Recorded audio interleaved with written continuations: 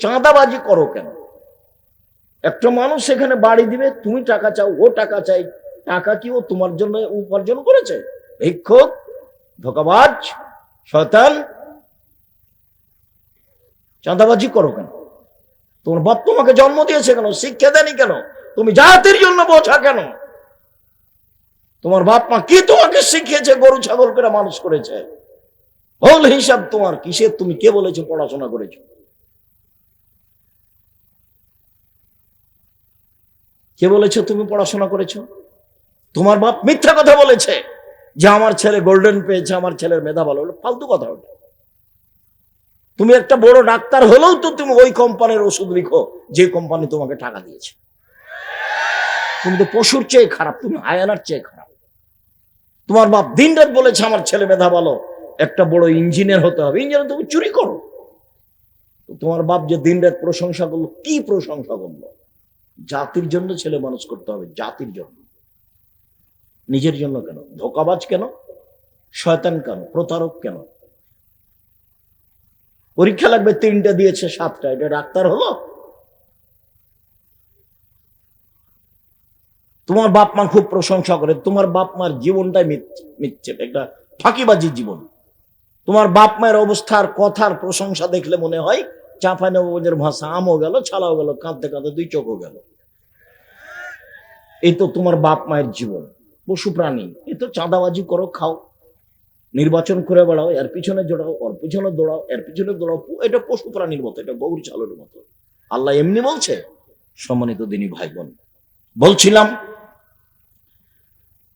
যে ইবাদতের জগতে সবচেয়ে দামি ইবাদত সিয়াম, কিন্তু সিয়ামের নেকি অত ভারী নয় সদাচরণের নেকি যত ভারী।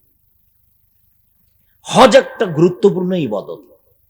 মানুষের যদি হজ কবুল হয়ে যায় তাহলে সে হয়ে গেছে সেই দিনের মতো যেদিন তার মা তাকে জন্ম দিয়েছে, নিষ্পাপ হয়ে গেছে।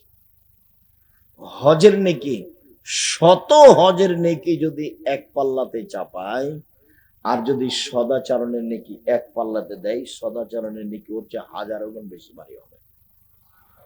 সদাচরণ কি? এই যে সদাচরণ, ধোঁকাবাজি থাকবে না যার, রাহাজানি থাকবে না যার, অন্যায় থাকবে না যার, অবিরাজ থাকবে না যার, চাঁদাবাজি থাকবে না যার, প্রতারণা থাকবে না যার, দলীয় দাপট থাকবে না যার, সেই হলো সদাচরণের মালিক। তারই সদাচরণ আছে। আল্লাহর নবী বলছেন যে নেকির পাল্লাই সবচেয়ে ভারী নেকি সদাচরণের নেকি। যারা হিন্দু তাদের পাপ নেকি ওজন হবে না, ওদের তো নেকি নাই, তো ওজন হবে কি দিয়ে? যারা ইহুদি তাদের পাপ নেকি ওজন হবে না, কেন? নেকি নাই তো 2 পাল্লা দিবে কি করে? যারা খ্রিস্টান তাদের পাপ নেকি ওজন হবে না, কেন? নেকি তো নেই, তো 2 পাল্লাই দিবে কি করে? যারা আকীদায় মার খেয়েছে, বিশ্বাসের ত্রুটি হয়ে গেছে, কবর পূজা করে, কবরকে মূল্যায়ন করে, শিয়া কাদিয়ানি, আরো নবী আছে, মোহাম্মদ শেষ নবী নয়, এগুলো যারা মনে করে তাদের নেকি নষ্ট হয়ে গেছে, ওদের পাপ নেকি ওজন হবে না। আল্লাহ বলছেন ইউখাজবিন নাওয়াসিওয়াল আকদাম, ওদের মাথার সামনের দিক এবং পা ধরে জাহান্নামে নিক্ষেপ করা হবে। ফালা নকিবালা হইয়া আমাল কিয়ামতে ওজনা, আমি ওদের পাপ নেকি ওজন করব না। ওদের মাথা এবং পা ধরে জাহান্নামে নিক্ষেপ করা হবে, কথা আল্লাহ বলে। ওর ওজনই নাই পাপ নেকি। সম্মানিত দিনী ভাই বোন, বলছিলাম আল্লাহ তাআলা বলেন ওয়াজাদিলহুম বিল্লাতী হিয়া আহসান।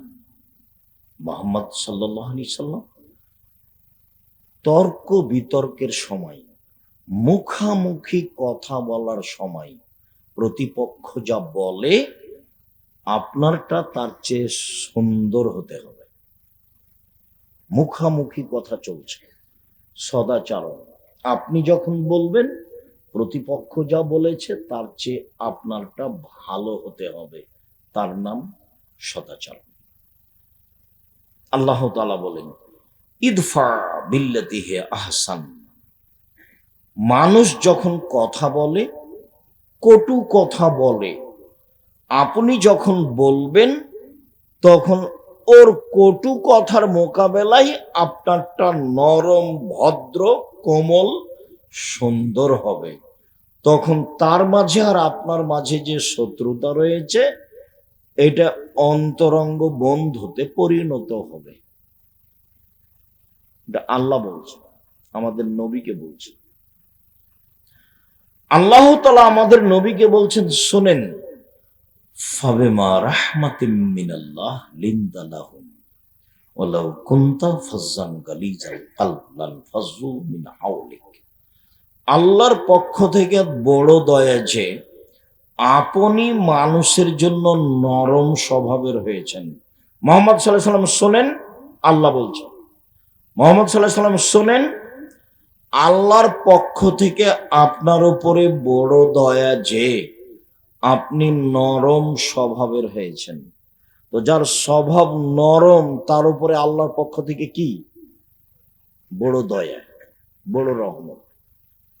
আপনি যদি কর্কশ কঠোর স্বভাবের হতেন, লানফাজ্জু মিন হাওলিক, আপনার পাশ থেকে মানুষ সরে যেত, কেউ আপনার কথা শুনতো না। শোনেন কয়েকটা কথা। এক, ফাফওয়ান হন, মানুষকে মাফ করুন, প্রতিশোধ নেবেন না, প্রতিশোধ নেই, মাফ করবেন। দুই, ওয়াস্তাগফির লাহুম, ও যে আপনাকে গালি দিয়ে পাপ করেছে, এখন আপনি আল্লাহকে বলেন, আল্লাহ ও তো আমাকে না বুঝে গালি দিয়েছে, তুমি তাকে মাফ করো। আল্লাহ বলে দিচ্ছেন আমাদের নবীকে। সদাচরণ কি জিনিস? জোর করে জমি দখল করবেন, মানুষের চাঁদা জোর করে আদায় করবেন, বাড়ি ঘর নির্মাণ করতে গেলে, একটু কাজ করতে গেলে? সদাচরণ কি জিনিস? শোনেন, আপনি মানুষকে মাফ করেন, আচ্ছা যা হয়েছে মাফ করলাম, জান। দুই, আপনি আল্লাহকে বলেন, আল্লাহ ও আমাকে গালি দিয়েছে, ওর গুনাহ হয়েছে, মাফ করো। ও আমাকে মেরেছে, ওর পাপ হয়েছে, তুমি তাকে মাফ করো। এটা বলেন, দিনরাত বলেন। আল্লাহ আমাদের নবীকে বলছে, অসাবিরহুম ফিল আমর, আর কাজ করবেন পরামর্শ করে, একাই করবেন না। তারপরে ফাইজা আযামতা ফাতাওয়াক্কাল আলাল্লাহ, যখন কোনো কাজের সিদ্ধান্ত নিবেন তখন বলবেন আল্লাহ ভরসা। যে কোনো কাজ আল্লাহ ভরসা।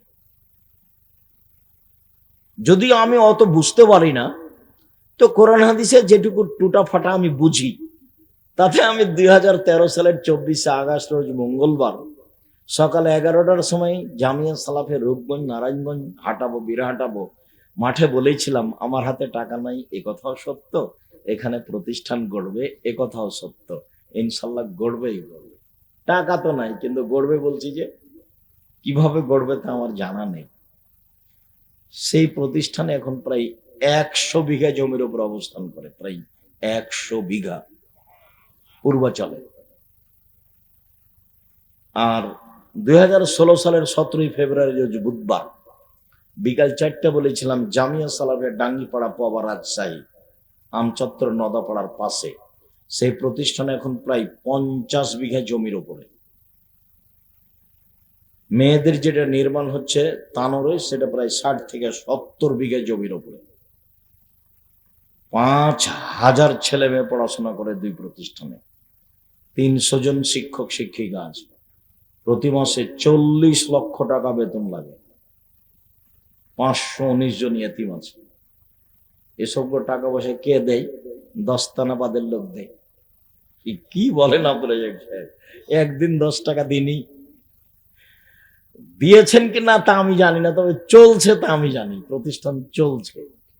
জামিয়া সালাফিয়া কোনো বৃত্তশালী দিয়ে চলে না, জামিয়া সালাফিয়া কোনো বৈদেশিক সংস্থা দিয়ে চলে না, জামিয়া সালাফিয়া সরকারের কাছে কোনো অনুদান চায় না, জামিয়া সালাফের রশিদ বহি বাহিরে ব্যবহার হয় না, জামিয়া সালাফি কিভাবে চলে তা শিক্ষকের জানা নেই, জামিয়া সালাফি কিভাবে চলে তা ছাত্রর জানা নেই, জামিয়া সালাফি কিভাবে চলে তা নেবরাসের কমিটির সদস্যরা জানে না, জামিয়া সালাফে কিভাবে চলে আমি নিজেও ভালো করে বুঝি না, তবে আমি দেখতে পাচ্ছি চলছে, আলহামদুলিল্লাহ। কোন বড় বৃত্তশালী দিয়ে চলে এটা আমি দেখি না। দস্তানাবাদের লোক না থাকে, আশেপাশে আছে, কেউ না কেউ আছে, চলছে তো। এতগুলো এতিম, 519 জন খালি এতিম অসহায় আছে। আর এমনি তো 15 দিনের জন্য, 20 দিনের জন্য 25, 30, 40 জন যাচ্ছে ওই আদাওয়ায়াল আল্লাহর মসজিদের ইমামের প্রশিক্ষণ। যায় ফিরি, আসে ফিরি, থাকে ফিরি, খায় ফিরি, বই পুস্তক ফিরি। প্রতি 15 দিন সমান 25 জন, 30 জন, 40 জন, 20 জন, 25 জন, 30 জন, 40 জন। আর এই কয়দিন সামনে শনিবার থেকে মনে হয় 150 জন প্রশিক্ষণে আসছে। 150 জন থাকবে ফিরি, খাবে ফিরি, বই পুস্তক ফিরি। 700 মক্তব চলে এখন, 700। আব্দুল্লাহর একটা দাবি, ইনশাল্লাহ আব্বু একবারে তেঁতুলিয়া থেকে টেকনাফ পর্যন্ত মক্তব চালু করবো ইনশাল্লাহ। সম্মানিত দিনী ভাই বোন, আল্লাহ বলছেন যে যখন কোনো কাজের সিদ্ধান্ত নিবেন ফাতাওয়াক্কাল আলাল্লাহ, আল্লাহর উপরে ভরসা করেন। কেন? আল্লাহর উপরে ভরসা করে যে আল্লাহ তাকে ভালোবাসেন। আমরা তো কাজ করি আমাদের মতো করি, চলে যাই। ওই যে ওখানে বাড়ি ঘর করছে, ওকে খানিক ধমক দিয়ে আসে, ভাই টাকা দেন, তো বাড়ি করতে দেবো না। এই তো টাকা ইনকাম হয়ে গেল। এটার চেয়ে ভিক্ষে করে খেলে শান্তি পাওয়া যাবে। কারোর পিছে যায় না, কে সিগারেট দিল, কে একটা বিড়ি দিল, পিছে পিছে দৌড়িয়ে বেড়াচ্ছ। মুখের চরিত্র ফুলের মতো পবিত্র, এসব নোংরা নীতিতে যায় না। আমার সহজ কথা মনে রাখবা, 5 ওয়াক্ত সালাত, হালাল রুজি, কোরআন তেলাওয়াত, আড্ডা পিটা হারাম, বাস জান্নাত হবে ইনশাআল্লাহ। আড্ডা পিটা 2 ধরনের। দোকানের সামনে বসে ঘন্টার ঘন্টা ল্যাংটা মেয়ে দেখা আর মানুষের বদনাম করা, এটা হলো এক আড্ডা পিটা। আর একটা আড্ডা পিটা হলো বড় মোবাইলে ল্যাংটা মেয়ে দেখে ঘন্টার ঘন্টা সময় কাটানো। ওই ঘরে তোমার মা দেখে, এই ঘরে তোমার বাপ দেখে, ওই ঘরে তুমি দেখো, আর এই ঘরে তোমার বোন দেখে। সময় ল্যাংটা মেয়ে দেখাতে ব্যস্ত, একবারে গোটা বাড়িটা হচ্ছে জেনার বন্যা, জেনাই শৈলাব। আল্লাহ রাসূল বলছেন 2 চোখের জেনা হচ্ছে চোখ দিয়ে দেখা, অলজনানে জেনা হল ইস্তেমা। 2 কানের জেনা হচ্ছে কান দিয়ে শোনা, ওয়ালিয়াদ জেনা হল বাদশ, হাতের জেনা হচ্ছে হাত দিয়ে ধরা, আর রিজল জেনা হাল মাসি, পায়ের জেনা হচ্ছে পা দিয়ে চলা, জেনাল কলব তাতাওয়ান্না তাশতাহি, অন্তরের জেনা হচ্ছে পরিকল্পনা করা। এগুলো সব জেনা। তোমার হাতেও বড় মোবাইল, তোমার বোনের হাতেও বড় মোবাইল, তোমার মার হাতেও বড় মোবাইল, তোমার বাপের হাতেও বড় মোবাইল।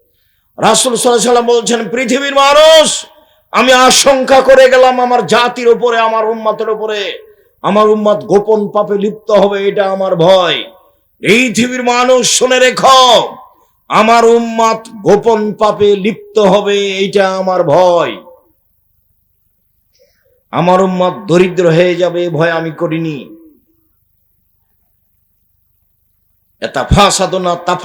হেমারে, গাধা যেমন গাভীর সাথে মিলে লজ্জা বুঝে না, ষাঁড় যেমন গাভীর সাথে মিলে লজ্জা বুঝে না, মানুষ তেমন খোলা মাঠে জেনা করবে, লজ্জা বুঝবে না।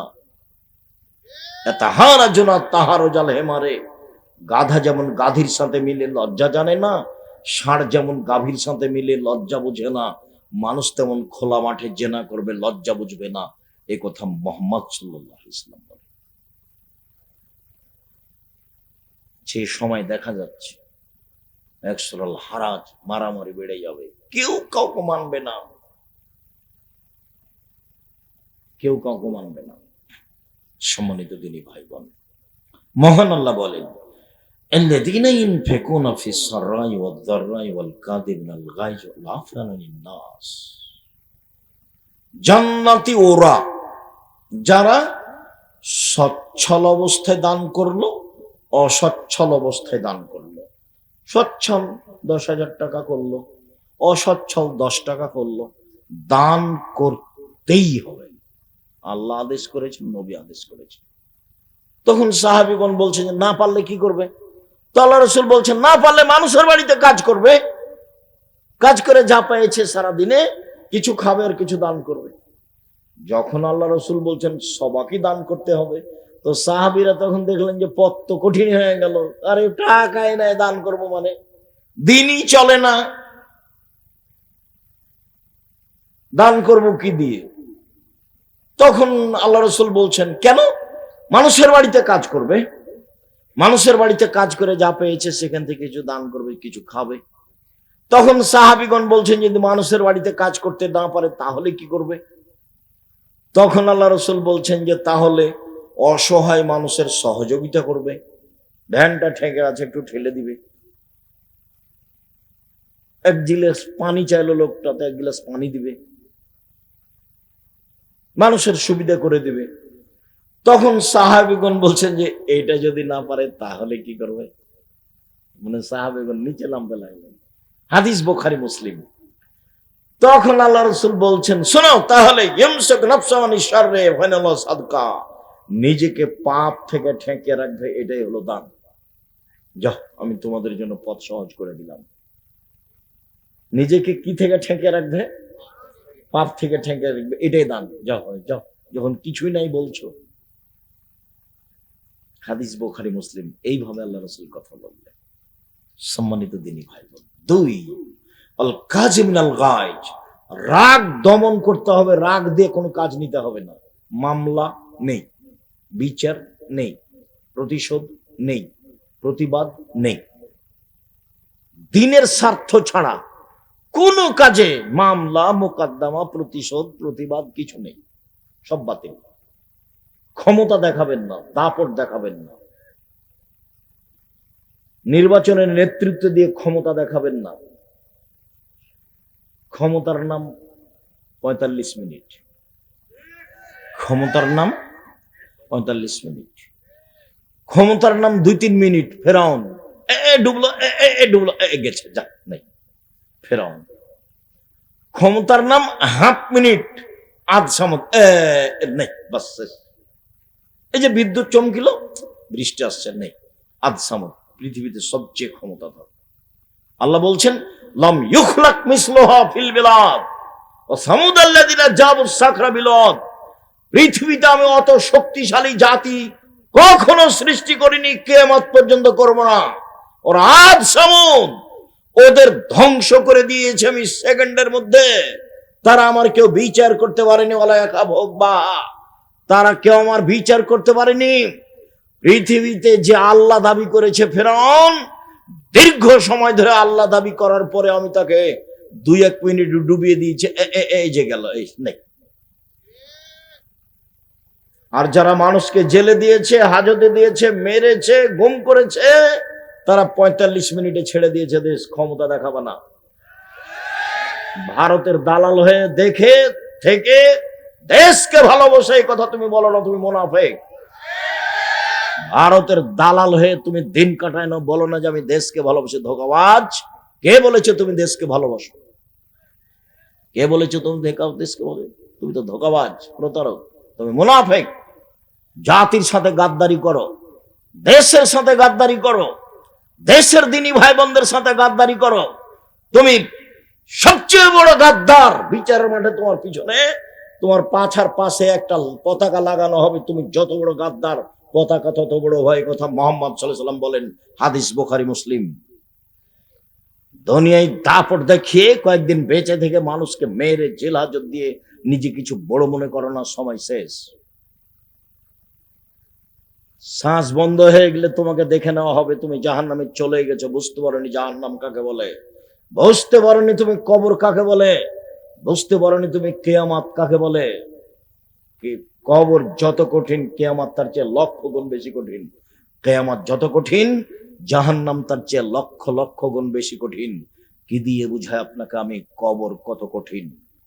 কে তোমাকে কেউ পথ বলে দিল? তুমি এখানে এসেছো কেন? ভিক্ষা করে খাও। ভিক্ষা করে খাওয়া কেন? দিন মজুরি করে খাও। দিন মজুরি করে খাওয়া কেন? ব্যবসা করে খাও। চকলেটের ব্যবসা করো প্রয়োজনে। চকলেটের ব্যবসা আমি করতে বলিনি। চকলেটের ব্যবসা আমি বলেছি মানে কম পয়সার ব্যবসা করো। লোন নিয়ে ব্যবসা করতে যায় না। কোটি টাকার ব্যবসায়ীও যদি সৎ ব্যবসায়ী হয় তাহলে নবীদের সাথে জান্নাতে থাকবে। 10 টাকার ব্যবসায়ী বাদাম বিক্রি করে, এও যদি সত্যবাদী ব্যবসায়ী হয় বিচারের মাঠে নবীর সাথে জান্নাতে থাকবে। এই কথা আমি বলিনি, এই কথা মুহাম্মদ সাল্লাল্লাহু আলাইহি ওয়াসাল্লাম বলেছে। তাহাজ্জুদ পড়ে জান্নাতে থাকা যায় না। একজন সাহাবী রাসূলের কাছে নিয়ে গেছেন, রাতে আছেন ওখানে, তো অজুর পানি আর মেশক নিয়ে বলছেন আল্লাহ রাসূল নেন, অজুর পানি মেশক নেন। তো আল্লাহ রাসূল খুশি হয়ে গেছেন, বাহ খুব তো ভালো, খুব তো ভালো, সালমা শেতা, আমি খুব খুশি হয়েছি, চাও চাও কিছু চাও, চাও কি চাও চাও। তখন সাহাবী বলছেন আসআলুকা মুরাফাকাতাকা ফিল জান্নাহ, আপনার সাথে জান্নাতে থাকতে চাই। তখন আল্লাহ রাসূল আওয়া গায়রা জালেক, না না না না না না, এটা নয়, অন্য কিছু চাও, এটা অন্য কিছু চাও। আমাদের নবী গায়েব জানতেন না, হুজুর মিথ্যা কথা বলেছে। পাশের লোক বলছেন চাও কি চাও চাও। তো সাহাবী বলছেন যে আপনার সাথে জান্নাতে থাকতে চাই। বলছে না এটা নয়, এটা নয়, এটা নয়। তো আল্লাহ রাসূল আগে তো বলতে পারতেন যে আমার কাছে এটা চাইবে, ইনি গায়েব জানেন। গায়েব জানেন না? আরে নিজের স্ত্রী বউ ভান করে নিজের খাটে শুয়ে আছে, বুঝতে পারেন না যে ভান করে শুয়ে আছে। আয়েশা রাদিয়াল্লাহু তাআলা আনহা বলেন, আমি মুহাম্মদ সাল্লাল্লাহু আলাইহি সাল্লামের পাশে ভান করে ঘুমিয়ে আছি। ভান করে ঘুমানো বুঝেন না, মানে আসলে ঘুমাননি। এটা দেখি কি করে, দেখি কি করে, চুপচাপ, খুব বুদ্ধিমতী মহিলা তো, দেখি কি করে। ধীরে উঠলেন, ধীরে উঠে কাপড় চোপড় নিলেন, জুতা স্যান্ডেল নিলেন, ধীরে দরজাটা বন্ধ করলেন, ধীরে খুললেন, বাইরে গিয়ে ধীরে টেনে চলে গেলেন। আমিও উঠলাম, আমি তো ঘুমাইনি, তো আমি তো ভান করে ঘুমিয়ে আছি, দেখি কোথায় যাই, কোন স্ত্রীর কাছে যাই। এটা হলো পরীক্ষা, কোন স্ত্রীর কাছে যাচ্ছে, দেখি কোথায় যাই। তো কাপড় চোপড় নিলাম। গভীর রাতে আপনি তো দিনই বোন, আপনাকে দেখলে আমার লজ্জা হয় যে আপনি ফ্যাশন বোরকা পরে এখানে এসেছেন। ভ্যানিটি ব্যাগ নিয়ে আপনি যান, ভ্যানিটি ব্যাগ কেন আপনার কাছে থাকবে? ফ্যাশন বোরকা কেন আপনার গায়ে? আপনার স্বামী নেই, দেখে না কাপুরুষ?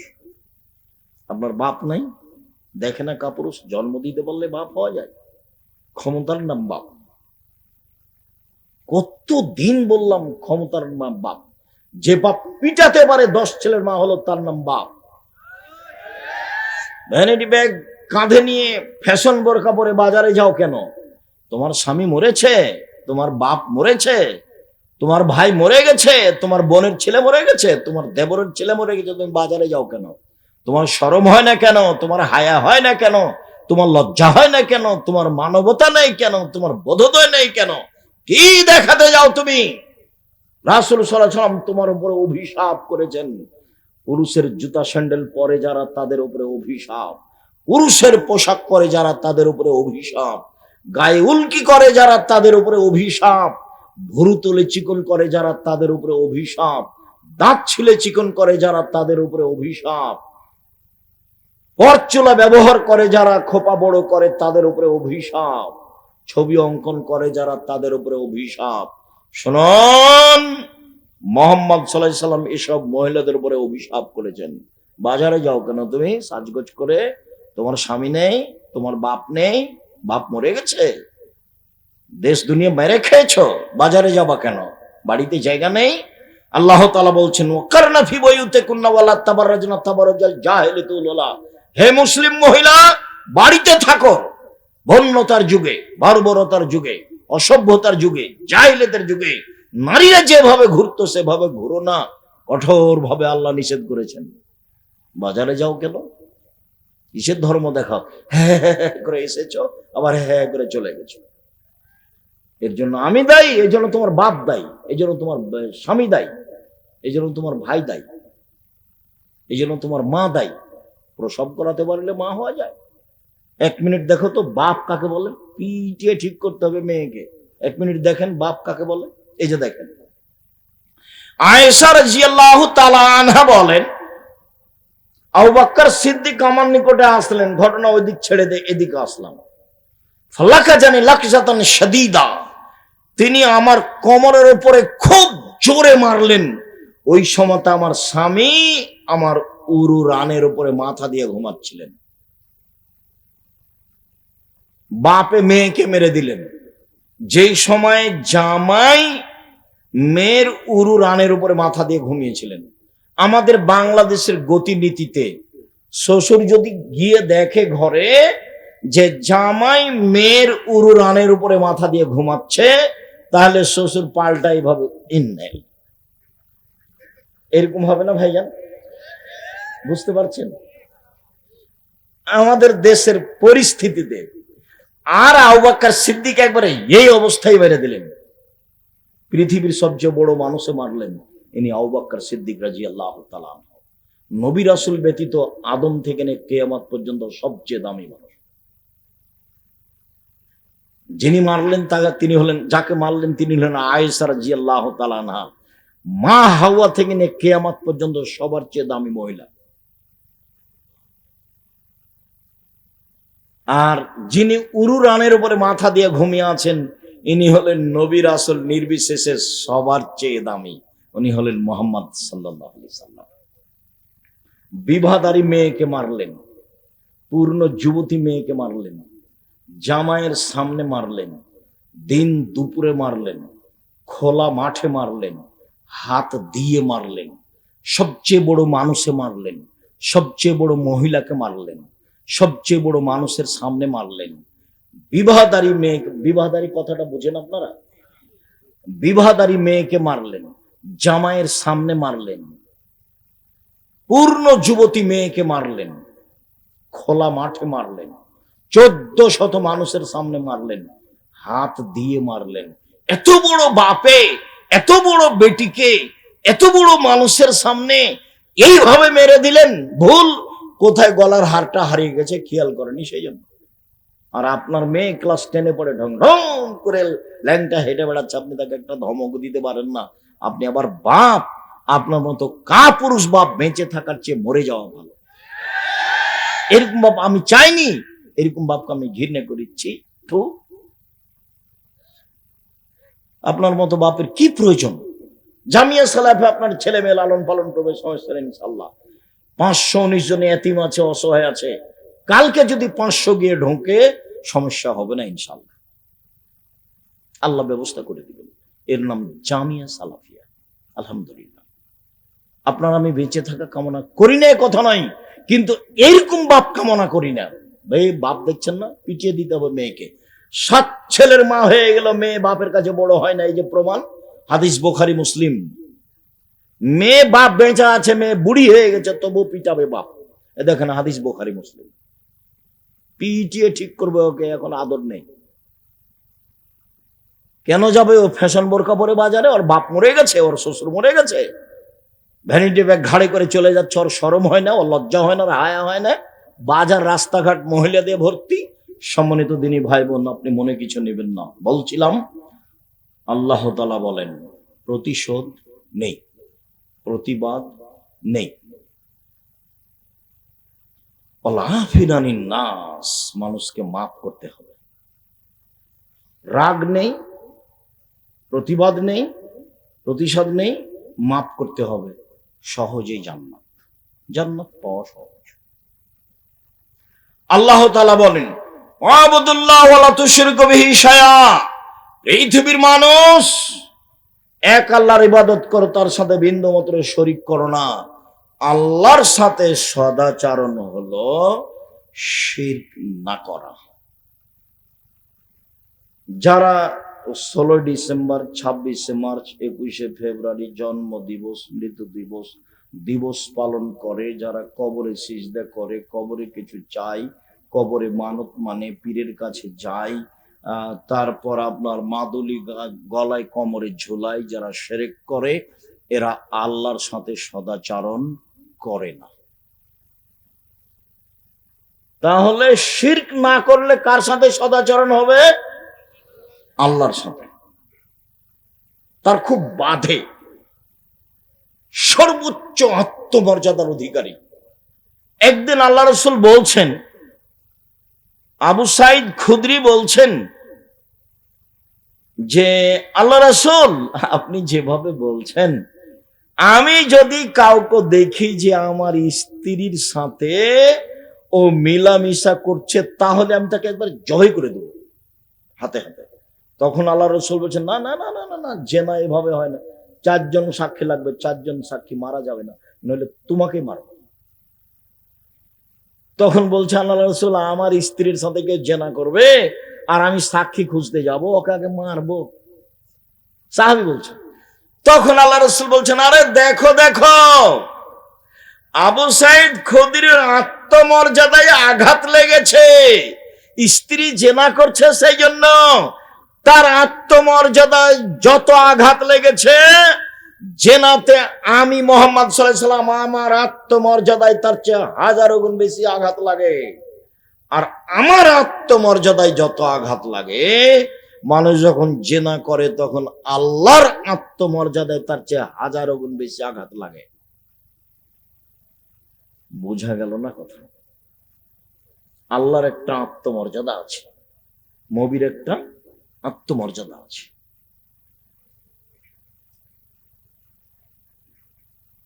তো আল্লাহর আত্মমর্যাদায় আঘাত লাগে শিরক করলে, যার জন্য তিনি বলছেন হাদিসে কুদসি, আদমের ছেলে মেয়েরা শুনে রেখো, তুমি যেভাবে ডাকো আমি সেভাবে থাকি, মা দাউতানি ওরা যাউতানি, তুমি যেভাবে ডাকো আমি সেভাবে থাকি, তুমি যেভাবে আশা পোষণ করো সেভাবে পূর্ণ করে থাকি, তুমি যেভাবে আশা পোষণ করো সেভাবে পূর্ণ করে থাকি, ক্ষমা চাইলে ক্ষমা করে দিই, পরোয়া করি না তুমি কত বড় পাপী, আমি পরোয়া করি না তুমি কত বড় পাপী। আদমের ছেলে মেয়ে শোনো, তোমার পাপ বেশি হতে হতে যদি আকাশে লেগে যায় পাপ আর পাপ, তুমি যদি আমার কাছে ক্ষমা চাও তাহলে আমি ক্ষমা করে দিই, আমি পরোয়া করি না তুমি কত বড় পাপী, তুমি যেভাবে ডাকো আমি সেভাবে থাকি, তুমি যেভাবে আশা পোষণ করো সেভাবে পূর্ণ করে থাকি। আদমের ছেলে মেয়ে শোনো, বিচারের মাঠে যখন আসবা আকাশ জমিন পরিমাণ পাপ নিয়ে, তখন আমি আল্লাহ এই পরিমাণ ক্ষমা নিয়ে আসবো বিচারের মাঠে। বিচারের মাঠে তোমার যেই পরিমাণ পাপ আমার সেই পরিমাণ ক্ষমা, তোমার যেই পরিমাণ পাপ আমার সেই পরিমাণ ক্ষমা। আদমের ছেলে মেয়ে শোনো, বিচারের মাঠে তোমার পাপ যত আমার ক্ষমা তত, তোমার পাপ যত আমার ক্ষমা তত। যদি শিরক না থাকে, শিরক থাকলে হবে না। আমার আত্মমর্যাদায় আঘাত লাগে শিরক করলে, কাজেই শিরকের পাপ বিচারের মাঠে আমি ক্ষমা করব না। সম্মানিত দিনী ভাই বোন, পৃথিবীর মানুষ, আল্লাহর সাথে সদাচরণ করো, শিরক করো না। আরে দিবস মানলে তো মক্কা বিজয়ের দিন মানতাম,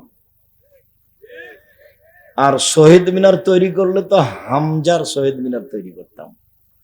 হামজা রাদিয়াল্লাহু, আল্লাহ রাসূল বলছেন সাইয়্যিদুশ শুহাদা হামজা ইবনে আব্দুল মুত্তালিব, আদম থেকে নিয়ে কিয়ামত পর্যন্ত যত মানুষ শহীদ হয়েছে, যত মানুষ হবে, সবার চেয়ে বড় শহীদ হলেন হামজা রাদিয়াল্লাহু তাআলা। একেবারে গোটা পৃথিবী জুড়ে সবচেয়ে বড় শহীদ কে? হামজা রাদিয়াল্লাহু তাআলা।